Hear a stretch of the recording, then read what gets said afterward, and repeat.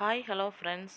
நம்ம overlock machine இல்லாமல் இந்த மாதிரி ப்ளவுஸோட எட்ஜு வந்து எப்படி கிளியராக நீட்டாக அதை ஸ்டிச் பண்ணலாங்கிறத பார்க்கலாம்.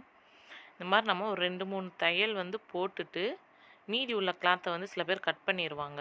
அப்படி கட் பண்ணாமல் ஒரு 1/2 இன்ச்சுக்கு இந்த மாதிரி மடித்து விட்டு நீட்டாக மேலேருந்து கீழே வரைக்கும் மடித்து விட்டு ஒரு நேராக தையல் போட்டோம் அப்படின்னா பார்க்க அழகாகவும் இருக்கும்.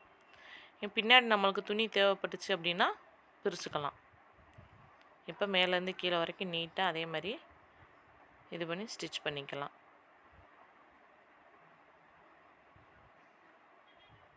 அதே 1/2 இன்ச்சுக்கு வச்சு கீழே வரைக்கும் நம்ம ஸ்டிச் பண்ணிக்கலாம்.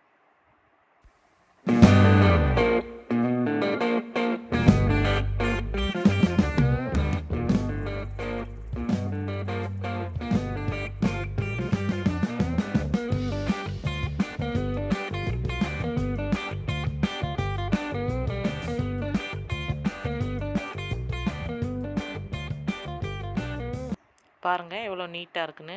ஓவர்லாக் மிஷின் இல்லாமையவும் இந்த மாதிரி அழகாக நம்ம நீட்டாக ஸ்டிச் பண்ணிக்கலாம். பிடிச்சிருந்தா லைக் பண்ணுங்கள்.